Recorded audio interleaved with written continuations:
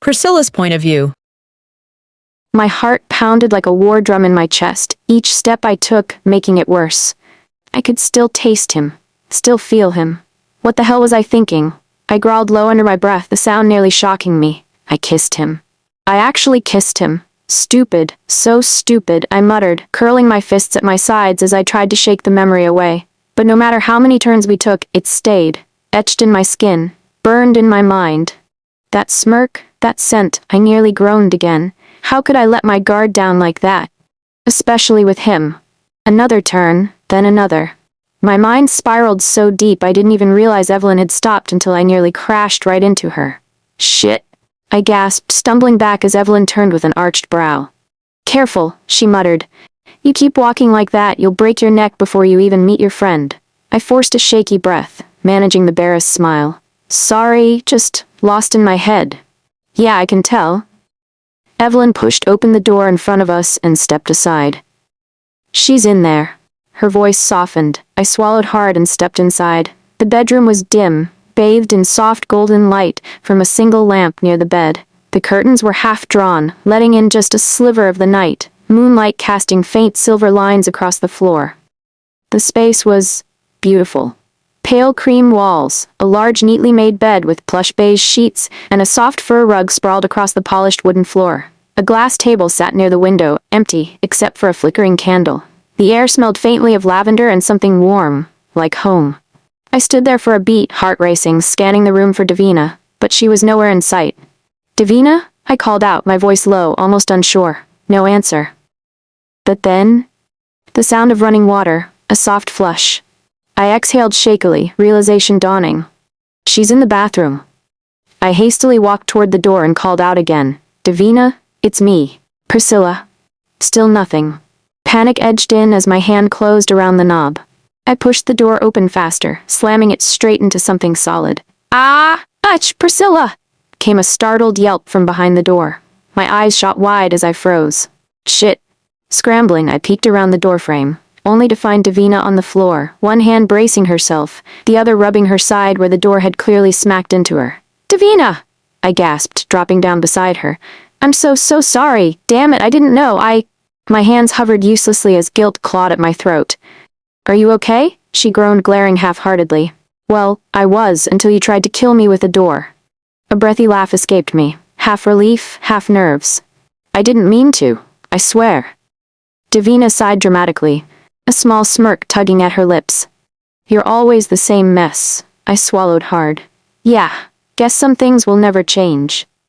Before I could say anything else, Davina's face crumpled, her lips trembling as tears pooled in her eyes. Without warning, she threw her arms around me, hugging me so tightly it almost knocked the air out of my lungs. I was so scared, she sobbed, her voice breaking apart as she buried her face into my shoulder. Priscilla... I thought something bad happened to you. I didn't know where I was, and Shh, it's okay. I'm here now, I whispered, guilt clawing its way through my chest. I held her tighter, my throat tightening with every ragged breath she took. I'm sorry. God, Davina, I'm so sorry. It's my fault. You went through all of that because of me. I should have, my voice cracked. I should have come back for you sooner. I was scared. I didn't know what happened to you. Davina only cried harder, her body shaking as she clung to me like a lifeline. I pressed my hand against her back, rubbing slow, shaky circles in an attempt to comfort her. The sound of her sobs filled the room, tearing me apart bit by bit. After what felt like forever, Davina slowly pulled away, her face wet with tears, her cheeks flushed. She sniffled, wiping her face clumsily with the sleeve of her shirt. What is this place, Priscilla? She choked out. Who brought me here? I stayed quiet, not knowing how to answer. Davina sniffled again, lowering her voice as if scared someone might hear her. I woke up here, in this room, with a weird woman sitting beside me, she whispered, her voice trembling. She told me if I screamed or asked questions, she'd kill me. My jaw clenched, anger flashing through me. Davina hesitated, then leaned in a little closer. Priscilla, was that weird woman? Is she one of your werewolf boyfriend? The words barely left her lips before I snapped. He is not my boyfriend, I barked, my voice echoing too loudly in the room. Davina flinched, her eyes going wide in shock as she stumbled back a step. Why? Why are you barking at me? She asked, voice cracking like she was on the verge of crying again. I growled low, anger burning beneath my skin. Because he's not my boyfriend, Davina? Davina flinched again, gasping as her bottom lip trembled. All right. Geez, you can just say that without raising your voice at me.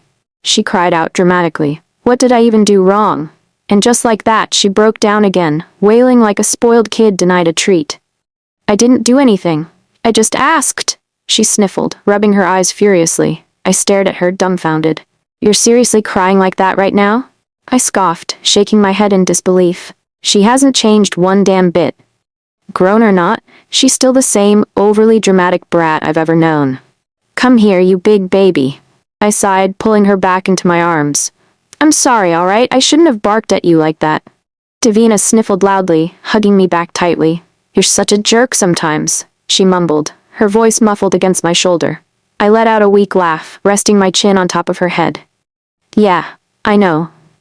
After a while, Davina's sobs softened into small sniffles. She stayed wrapped in my arms a moment longer before slowly pulling away, wiping at her tear-streaked face. I think I'm good now, she mumbled, trying to pull herself together. Can we go sit somewhere? I feel like my legs are gonna give out. Yeah, come on, I whispered, leading her toward the bedroom. We both stepped back into the room. The room was beautiful and elegant in a way that felt almost out of place. Warm wooden floors, soft golden lamps casting a faint glow, a large bed in the middle with silk sheets and fluffy pillows that screamed luxury. It was the kind of room that made you forget, even if just for a second, that you were basically a prisoner. As soon as Davina sat, she bounced slightly on the mattress. Whoa, it's so soft, she mumbled, almost in awe. She shifted again, bouncing a little more before turning sharply toward me, her eyes narrowing. Okay, enough of that. Now seriously, Priscilla. What the hell happened? Where are we? I took a slow breath, my heart sinking as I prepared to drop the truth on her. We're in Oregon. Davina blinked, staring at me like I'd just grown a second head. Or what? She gasped, her hand flying up to cover her mouth. You heard me? I replied grimly. We're in Oregon. Davina gawked at me, then scooted even closer until our knees brushed. Why? How the hell did I end up in Oregon, Priscilla? I don't remember anything. How did I get here without even knowing? I avoided her eyes, chewing on my bottom lip until she suddenly froze, her eyes widening. Wait. Don't tell me that hot werewolf is the one responsible, isn't he? I swallowed hard, giving her a small nod. Yeah, it was him. Davina let out a sharp breath, hands flying through her hair as she tried to process. I kept talking, needing her to hear it all. He brought you here. Because of me, I confessed quietly. I told you about them, Davina. I told you about him. And I shouldn't have. I wasn't supposed to say anything. And now, here we are. I gave a humorless laugh. As we speak, we're sitting in his house, surrounded by his people. All of them. Werewolves. Davina's face paled, her lips parting in silent horror. And from what I've seen, from what I understand, he's their boss. Their leader or alpha or whatever the hell they call it. They respect him and fear him. I met her gaze firmly. So we have to be careful, Davina. If we want to survive, we have to be careful. She was silent for a long moment, biting her lip until it turned white. Finally, she whispered, But I won't tell anyone. I swear, Priscilla. I won't. I'll keep my mouth shut. You know that, right? I gave her a small, broken smile. Yeah, that's what I told him at first too. My voice dropped. But then, I ended up telling you, didn't I? So now, there's no way he'd trust us. Davina frowned, brows pulling tighter. Okay, fine. But why does it sound like you're giving up? What about New York? We can still go back, right? I shook my head, a bitter laugh escaping me. No, I can't. Even if we escape, I can't go back, Davina. Her brows furrowed more. What? Why? What happened? I sighed heavily, leaning back against the headboard. Because things went bad. Really bad. If I step foot in New York right now, I'll be the news headline for the whole damn month. Scandalous woman breaks boss's arm or some shit like that. Davina's eyes bulged. What? Who broke whose arm now? You're not making sense, Priscilla. I rubbed my face tiredly. I went back to the company. With him. The Wolfman. I wanted to prove to him that he was wrong about what he said about my work. About Joel sending me to Oregon as an excuse to get rid of me. But the tables turned. Shit got ugly really fast, and right there, in front of everyone, employees, cameras, he broke Joel's arm. Davina gasped loudly. Wait, what, Joel? As in your boss, Joel? Yeah, him. Broke it like a twig, I muttered, staring blankly ahead. People recorded it, Davina. They filmed the whole thing. The police came, arrested us. We spent the day locked up until he got us out. And now, here I am. Silence settled over us, heavy, suffocating, until Davina finally whispered, Holy shit, we're so screwed, aren't we? I gave a dry laugh. Yeah, we really are. A sudden laugh burst out of Davina, catching me off guard. I blinked and sat upright, narrowing my eyes at her. What the hell is so funny? Davina wiped at her eyes, grinning. It's ridiculous, Pris. I might never see my family again, or my boyfriend, shit. She shook her head, letting out another small laugh. But I just can't stop thinking about your asshole boss. I mean Joel, crying like a baby with a broken arm. That image is stuck in my head and it's weirdly satisfying. She turned to me fully, a mischievous glint in her eyes. You must have felt good, watching that happen, huh? That pulled a laugh from me too, a real one, loud and unfiltered. I leaned back on my hands, shaking my head. God, it was, I admitted, grinning. It was satisfying as hell, but I couldn't even enjoy it, Davina. Right there in that moment, I was too shocked, scared, honestly. Davina snorted. When are you ever scared of anything, Priscilla? I smiled, letting out a shaky breath. You're right, but believe me, I was then. We both sat there, a shared laugh melting away some of the heavy tension, just two best friends, thrown into a mess neither of us could have ever imagined, but somehow, still finding a reason to laugh. Just as the laughter between us died down, I wrinkled my nose, a sharp wave of nausea twisting my stomach. Do you smell that? I asked, glancing at Davina. She paused, sniffing the air around her before shaking her head. No, what is it? What are you smelling? I grimaced. Something off. Like something rotting. Before either of us could process that fully, a strange wired terror sound echoed through the walls, high-pitched, unnatural, and chilling. Davina's eyes went wide as she instinctively grabbed my hand. What are those sounds, Priscilla? Another sound followed, this time more guttural, deeper, inhuman. I flinched, my breath hitching as the noise didn't just reach my ears but settled deep in my head, vibrating through my skull. The pressure made me dizzy, like the sound was crawling beneath my skin. I forced myself up off the bed, legs slightly trembling. Stay here, I told Davina firmly, glancing back at her. I'll go check what's going on. Davina immediately shot up, gripping my arm. No, girlfriend, I'm coming with you. I shook my head quickly. No, Davina, what if something happens to you? I can't risk it. What more could possibly happen after this whole werewolf drama I'm facing, huh? She snapped, eyes watering but her voice steady. I'm coming with you. We're in this together, Pris. And if dying is the fate, then let it be. But I'm not sitting here waiting for something to grab me. I stared at her, stubborn, scared, but ready to follow me into the unknown. With a heavy sigh, I finally nodded. Fine, let's go. We stepped out of the room together, Davina glued to my side, our hands tightly locked.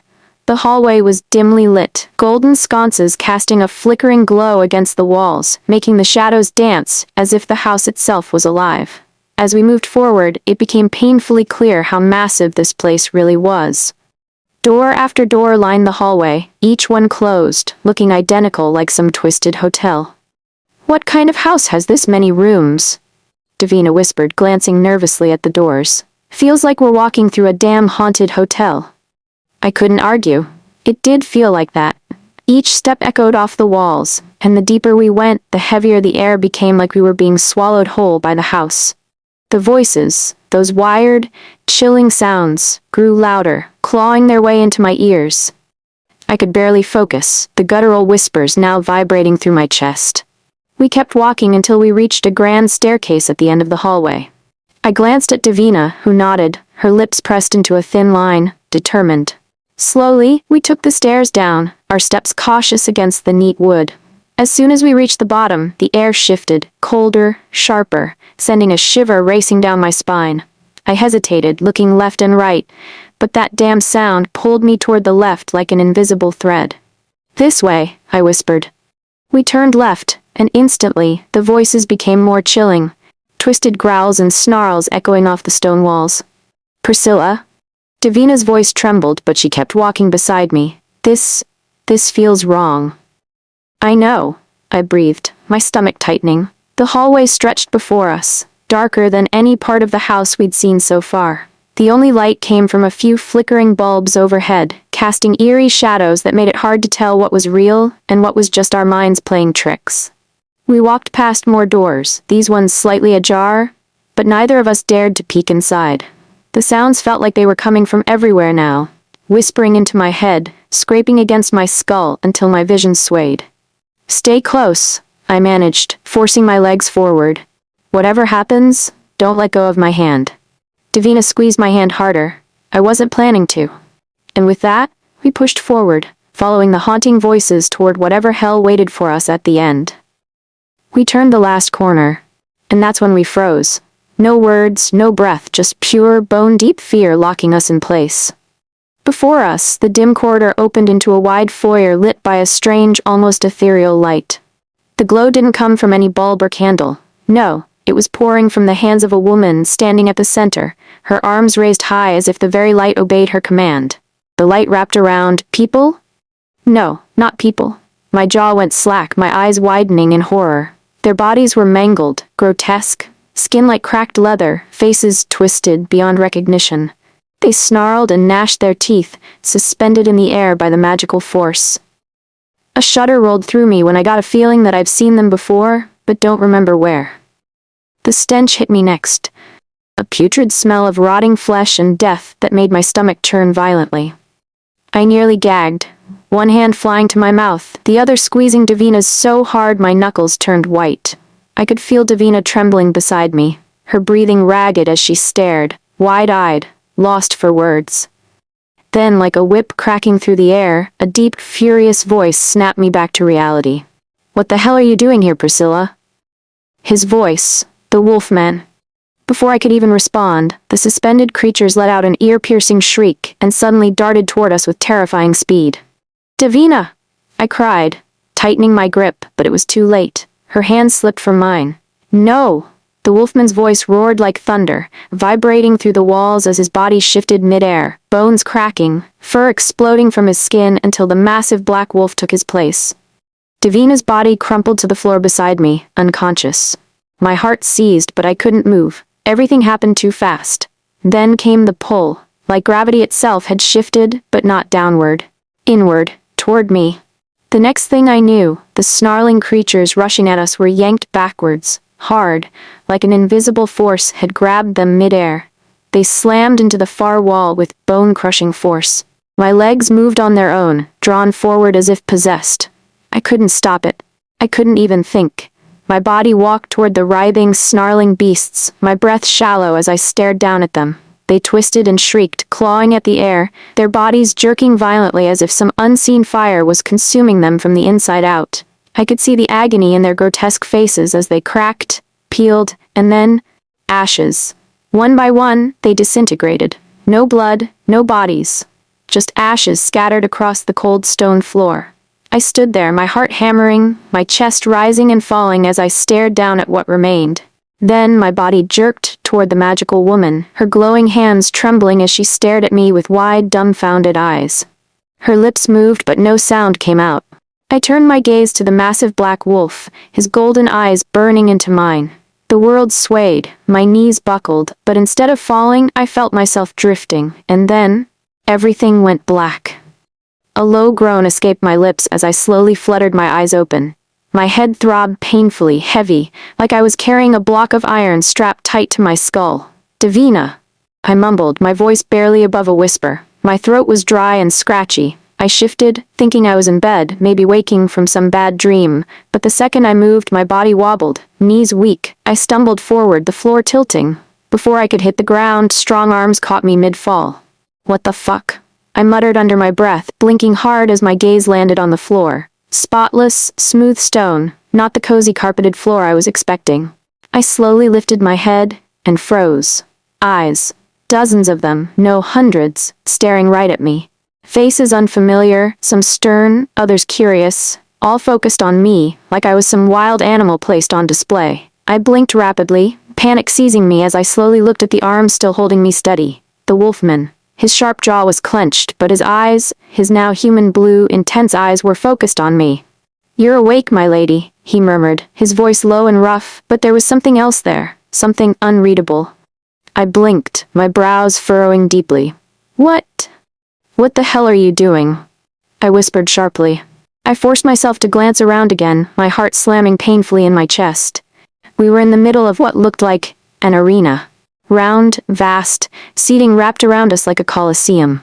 People sat everywhere, dressed in dark robes, watching us in eerie silence. It felt like a football match was about to start. Only, I was the entertainment. Panic clawed up my throat. I yanked weakly at his hold, trying to pry myself free. "Let me go." Before I could finish, he leaned down, his lips brushing against my ear, his voice a deep, threatening whisper. "We are in the middle of a ceremony. Behave, if you want to see your friend alive." My entire body tensed. Davina. He was now using my friend to ground me. I clenched my jaw hard, trembling as I sucked in a sharp breath. Images of Davina and I laughing just hours ago, or however long ago it was, flashed through my mind. How the hell did it all turn into this? I glanced down. That's when I noticed what I was wearing. A gown. Long, flowing, white. Embroidered like something out of a medieval wedding. I looked like a goddamn bride. My gaze snapped to the wolfman. He wasn't in his usual clothes. No. He was dressed in black and deep crimson. A robe-like attire that made him look almost royal. Scars be damned. The bastard looked good. My mouth opened, the words on the tip of my tongue. "What did you do to my friend?" Before I could finish, he cut me off, leaning closer again, his whisper burning against my skin. "Whatever happens next, you agree. No questions, no hesitation. If you want those men," his chin jerked subtly toward a group of towering men clad in black and gold robes, "to release your friend, agree." I gritted my teeth, swallowing hard. "What the hell am I supposed to agree to?" I hissed under my breath. His eyes met mine, filled with something I couldn't name. "You'll know when it's time." And just like that, a booming voice echoed through the arena, silencing every thought in my head. "Bring forth your Luna." Gabriel's point of view. She was beneath me now, trapped, caged, mine. Her scent curled around me like a drug, sweet, intoxicating, maddening. It was more than just her presence. It was the bond. It was the pull of something far deeper, far more primal than words could ever define. Her anger was a storm, crackling in the air between us, but underneath it, I felt it. The bond was working its way into her just as much as it had taken root in me. Her chest rose and fell unevenly, her heartbeat thrumming erratically against my heightened senses. The way her breath hitched, the slight tremor in her fingers as she clenched the sheets beneath her. She was fighting it, fighting me, but she felt it. I could hear it in the silence between us. I could smell it in the air, the need, the pull. She was mine. I could do anything I wanted with her body, and yet I couldn't force her. As much as the heat inside me roared, demanding I take what already belonged to me, my wolf howling with frustration, I knew I couldn't force her into something she wasn't ready for, even if it was driving me insane, even if she was driving me insane. "What are you doing?" Her voice was quieter now, softer, missing that bite of fury she always wielded like a weapon. She wasn't pushing me away, she wasn't fighting. Her pulse betrayed her, the rapid thudding echoing like a call, like an unspoken need. She needed me. Or maybe it was the bond, the primal link forcing her body to respond to mine. Either way, I could feel it in the way she breathed, in the way her lips parted just slightly, in the way her body reacted to my proximity. I leaned in, close enough that our breaths mingled, close enough that my lips brushed against the delicate skin of her neck. She shivered. A sharp growl rumbled from deep in my chest, vibrating against her throat. "You have no idea," I rasped, my voice rough, edged with restraint. "No fucking idea how badly I want you." My fingers slid to her jaw, tilting her head just enough to expose more of that perfect, infuriatingly soft skin. I pressed my mouth to the spot just below her ear, inhaling her scent like it was the only thing keeping me from losing my mind completely. She was fully mine, and it was killing me not to claim her. Her breath hitched. That small, quiet sound, it shattered something inside me. She wasn't shoving me away. She wasn't fighting. And fuck, that only made it worse. Her scent was everywhere, drowning me, tightening around my throat like a noose. My jaw clenched as I forced myself to stay still, even when my body screamed at me to take, to claim, to make her mine in every way imaginable. My grip tightened on her jaw, not enough to hurt, but enough to hold her in place as I dragged my lips down the column of her throat.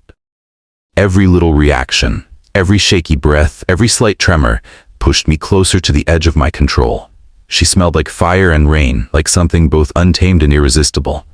The bond between us was raw, pulsing like a second heartbeat inside my chest, demanding, commanding me to give in. "Mate?" My wolf's voice growled inside my head, deep and primal, urging me forward. "She wants us. She's ready for us." My cock throbbed at the thought, at the imagination of being inside her, of taking her the way I was meant to. Fuck. The heat in my body was unbearable. I kissed her neck again, soft, teasing, just enough pressure to make her shudder. My fingers trailed along her collarbone, barely touching, yet still enough to make her breath hitch.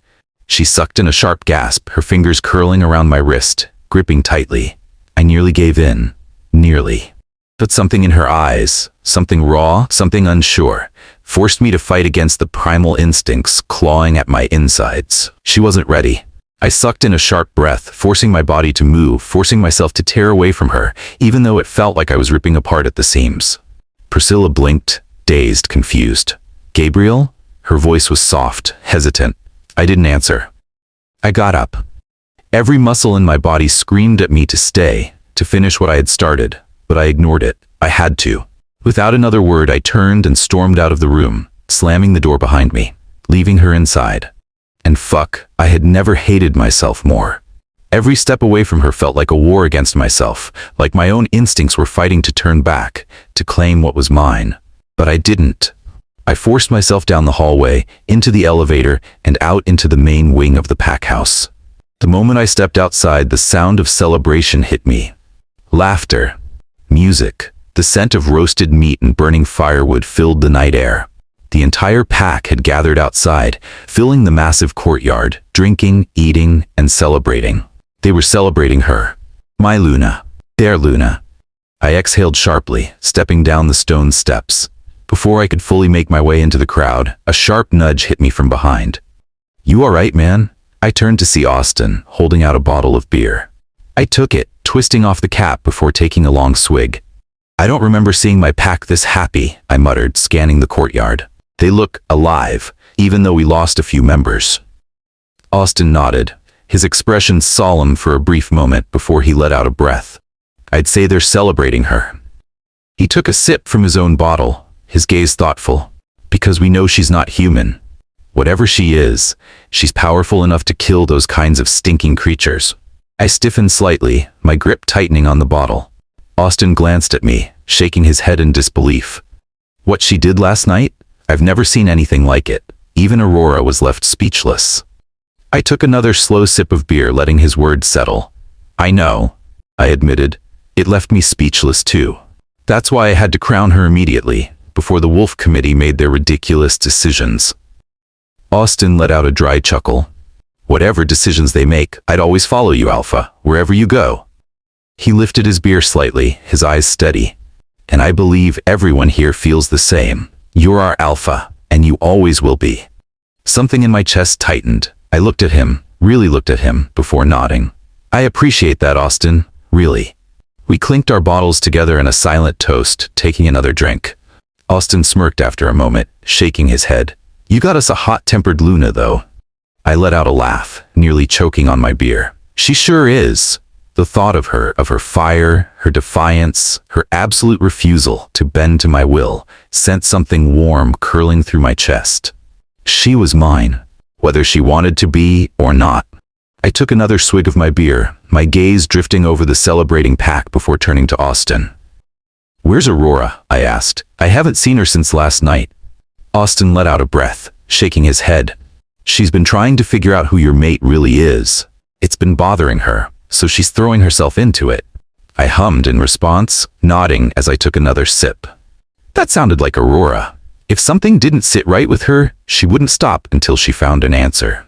Austin shifted his weight, then shot me a look. "Has Priscilla told you anything? Any clue about what she actually is?" I exhaled sharply, shaking my head. No, that was the frustrating part. It's strange, I admitted, swirling the beer bottle between my fingers. After everything that happened last night, after what she did, she can't remember a damn thing the next day. Austin frowned. Do you think she's actually human? But maybe she just has the ability to be possessed by some unknown spirit? One that doesn't get along with those creatures? I ran a hand down my face, my jaw tightening. I have no idea, I muttered, but let's hope Aurora finds something. Because if she didn't, I had no idea what the hell I was dealing with, and I wasn't sure if that excited me or terrified me. I took another swig of beer before glancing at Austin. Any updates on the New York situation? Austin leaned back slightly, stretching his shoulders before answering. Evelyn managed to die it down. I nodded, satisfied. Good. I handed him the rest of my beer, clapping him on the shoulder. Thanks for this, but I need to check on something. Austin accepted the bottle with a smirk. Try not to overthink, Alpha. I didn't respond. Instead, I turned and made my way back inside the house, moving with purpose through the hallways until I reached my office. Shutting the door behind me, I strode toward the desk, pulled open the small drawer, and retrieved what I was looking for, Priscilla's camera. The device was cool against my palm as I switched it on. The screen flickered to life, and I began scrolling through the photos she had taken the day she arrived in Oregon. I was looking for him, the scentless rogue. The moment his image filled the screen, my heart pounded. There he was. Dark, tattered clothing, eyes locked onto the camera, onto her. His face held something unreadable. I clenched my jaw and continued flipping through the other images, searching for any clue as to why he had been staring at Priscilla, to why he hadn't attacked her, why those goddamn creatures were so obsessed with her. But there was nothing. Just that one image. Frustrated, I scrolled back to it. This time, I zoomed in, and my stomach dropped. His mouth. The corners of his lips. What the fuck, I muttered under my breath, my grip tightening on the camera. Why the hell did it look like he was smiling? I barely had time to process what I was seeing when the door burst open. Aurora strode in, her eyes wide, her expression unsettled, almost startled. I think I found out who your mate is, she blurted out, breathless. My entire body went still. The camera in my hand suddenly felt heavier, the image of that rogue still frozen on the screen. I slowly lifted my gaze to her. What? Aurora took a step closer, lowering her voice as if saying it out loud would make it more real. I know what she is. I stared at Aurora, her breath ragged, her fists clenched by her sides. I discovered what she is, she repeated, quieter now, but it rang louder than any scream in my ears. My heart thudded in my chest like a war drum. The room suddenly felt colder, thicker, as if the very air had stilled to listen. I rose slowly from the chair behind my desk, camera forgotten in my hand, the rogue's eerie half-smile still frozen on the screen. You're sure? I asked, my voice low and rough with tension. Aurora nodded once. Not just sure, I've confirmed it. I had to dig into ancient spell books, the forbidden tomes that haven't seen light since before even your grandfather ruled. But it all lines up.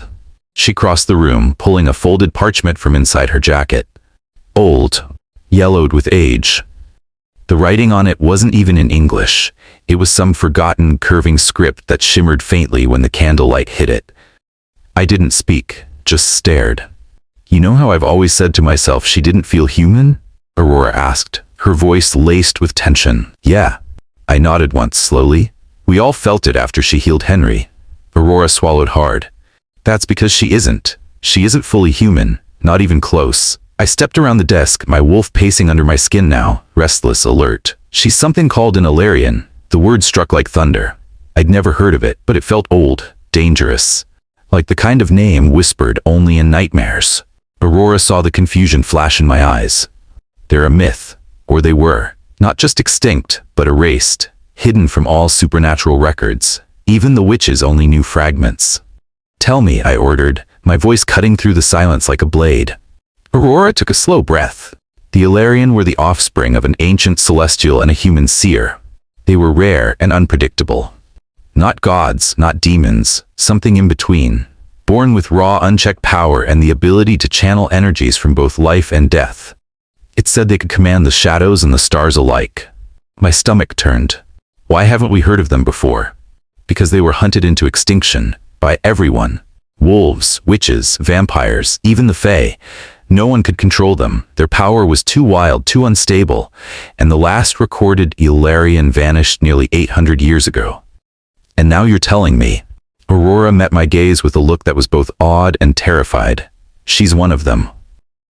My fingers curled tightly around the edge of the desk. Aurora shook her head, hesitating. I'm not 100% sure, she said carefully, but everything I've uncovered, all the symbols, the residual energy, it all points down the same path. I raked a hand through my hair, dragging in a breath. My heart thundered in my chest like it was trying to escape. So, it means it's a possibility she's one of them, I said slowly. Aurora nodded, tension lining her shoulders. Exactly, a possibility, but one strong enough to be dangerous. I stared at the parchment on my desk, the ancient letters curled like whispers. The weight of it settled in my gut like a stone. So then, I murmured, glancing at her, why are those stinking creatures so obsessed with her? What do they want with her? Aurora's eyes flickered, a brief flash of fear breaking through her usually composed expression. That's what I've been asking myself, she said, exhaling sharply. She paused, gathering her thoughts before continuing. They may be drawn to what's inside her. She looked away, her gaze distant. I still need to look into it further. My stomach turned. Either way, she continued, voice dropping to almost a whisper, something in her blood sings to them. Something ancient. And it terrifies me, Gabriel, because I don't know if she's the weapon. Or the war itself, I finished grimly. A heavy silence fell between us until Aurora broke the quiet, her voice cautious. What are you thinking? She asked. What are you going to do about her? I didn't answer right away. Instead, I stared at the photograph on the screen a moment longer, the rogue's faint smile taunting me. I let out a slow breath. What do you want me to do, Aurora? I asked, my voice quiet but sharp. She's my mate. She's the Luna of this pack now. I didn't make that decision lightly. I paused, leaning back against the desk, running a hand down my face. My original intention was to keep her close, to figure out why that scentless bastard was staring at her. But now? I shook my head. Now it looks like keeping her here might have been a mistake. But it's too late for regrets. My voice dropped, firm and resolute. So I'm gonna do the only thing I can do, help her get used to the pack, make her feel comfortable, and protect her, whatever the hell that means now. Because from the way I see it, those stinky things, they're going to keep coming. Aurora gave a small nod. Exactly, she said. Unless? I looked at her. Unless what? I might be able to create a spell, she said slowly, thinking aloud. One that could mask her scent, specifically the part that draws them in. It won't be permanent, not at first, but it'll at least keep her hidden long enough for us to figure out what the hell is going on inside her. My chest tightened. That would give us time. Time to breathe, to think. That would be great, I said, meaning it. Aurora gave a small, firm nod. All right then. I'll do it first thing in the morning. I'll need a few things from her. Maybe some blood, something she's worn.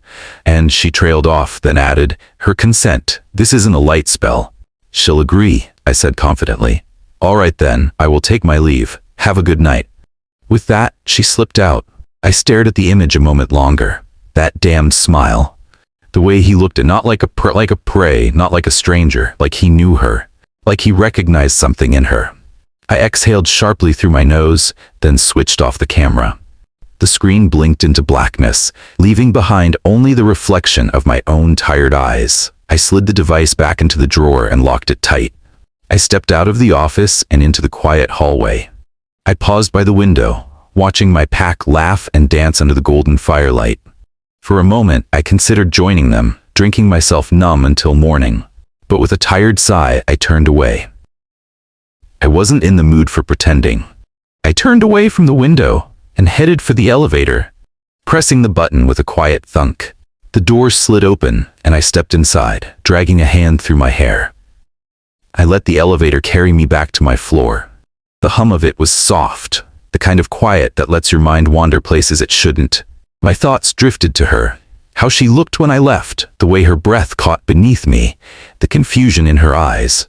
I opened the door, expecting to find her asleep, tangled in the sheets, lost in dreams she'd never remember. But instead, she was wide awake, sitting cross-legged on the bed, my tablet in hand, her eyes glued to the screen with razor-sharp focus. She didn't even flinch when I stepped in. "What are you still doing up this late?" I asked, shutting the door behind me. "None of your business," she muttered without looking up. Then, slowly, she lifted her gaze, eyes meeting mine like she'd been waiting.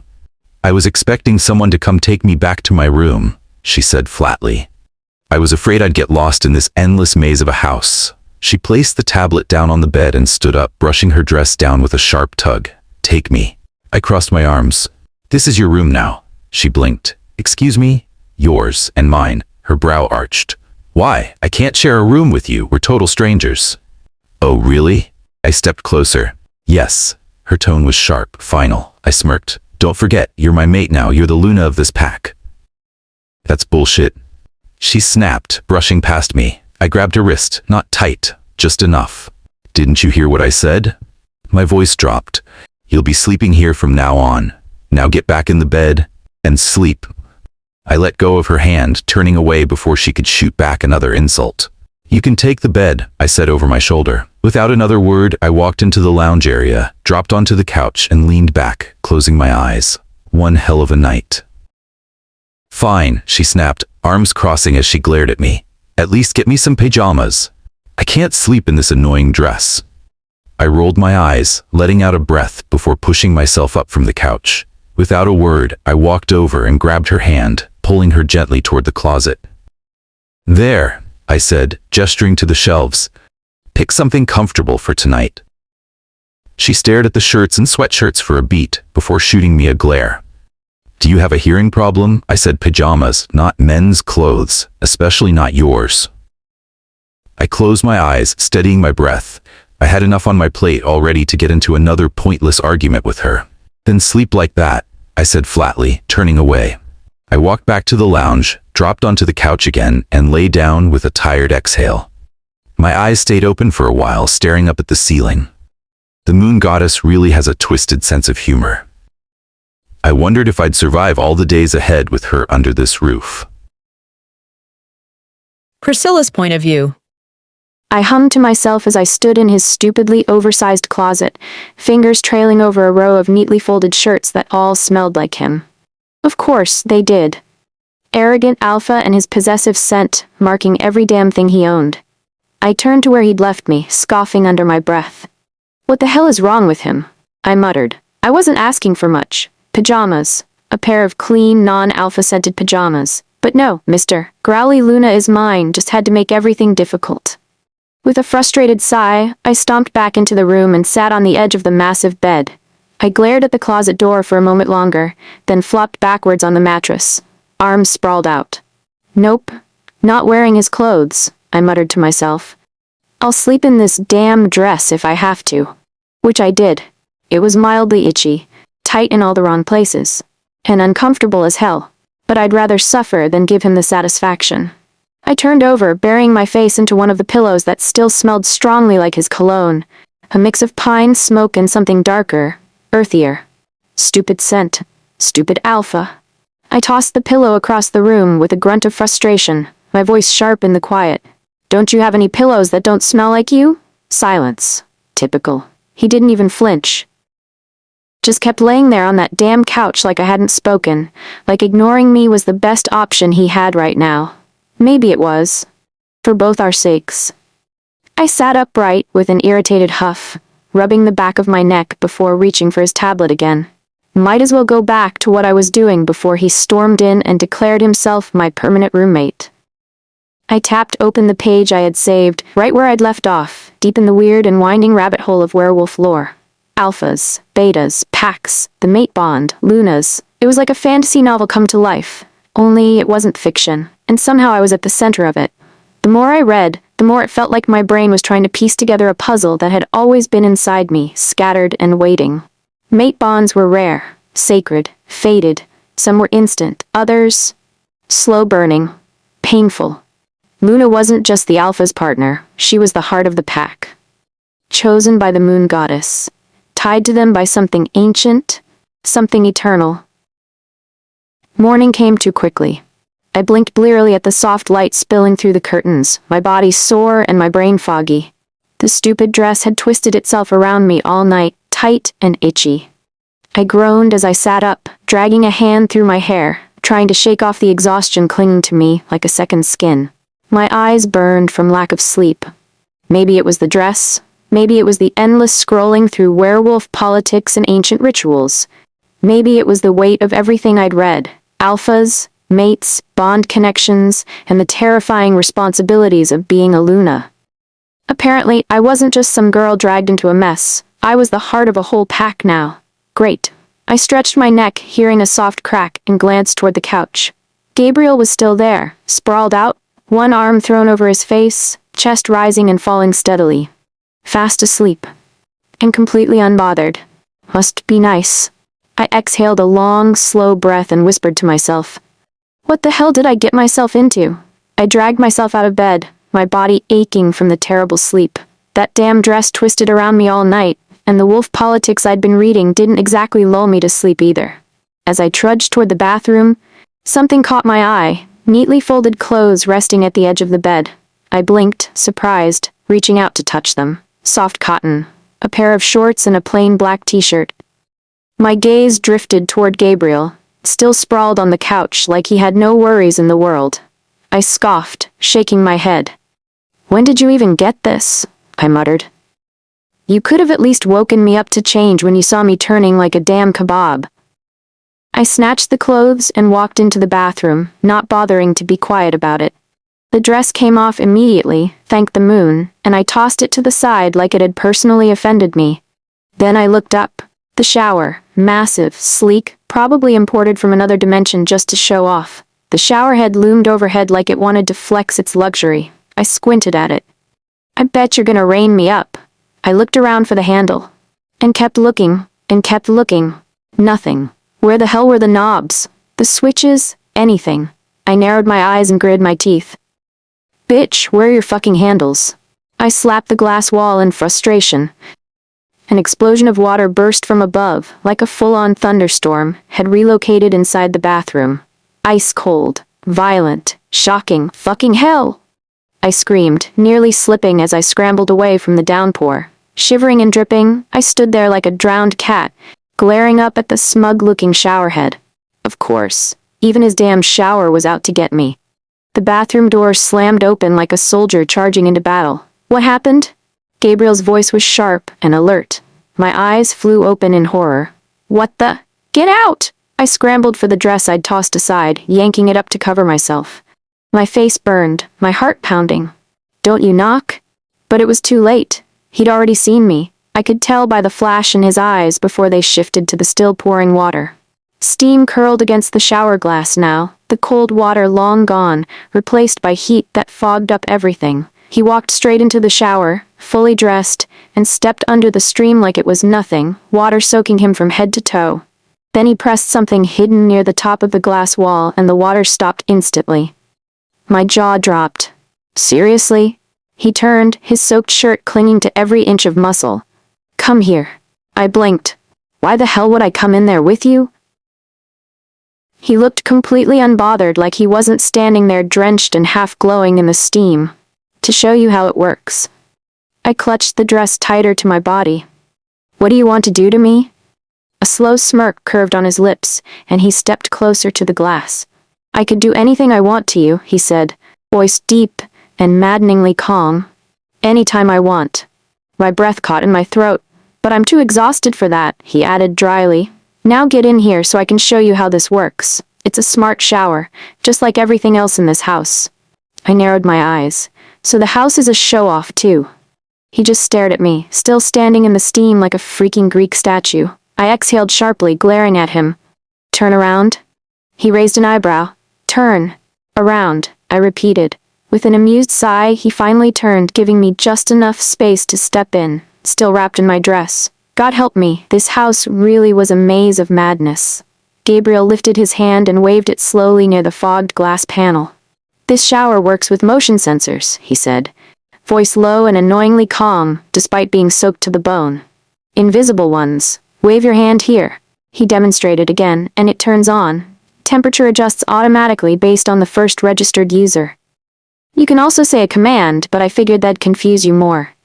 I blinked at him, unimpressed. Why not just install a normal shower with handles like a normal person? He shrugged, water still dripping from his hair, because that would be boring. I sighed and rubbed my face. This man was going to kill me with his futuristic wolf palace. Thanks, I muttered, hoping that was enough of a hint for him to leave. He got the message.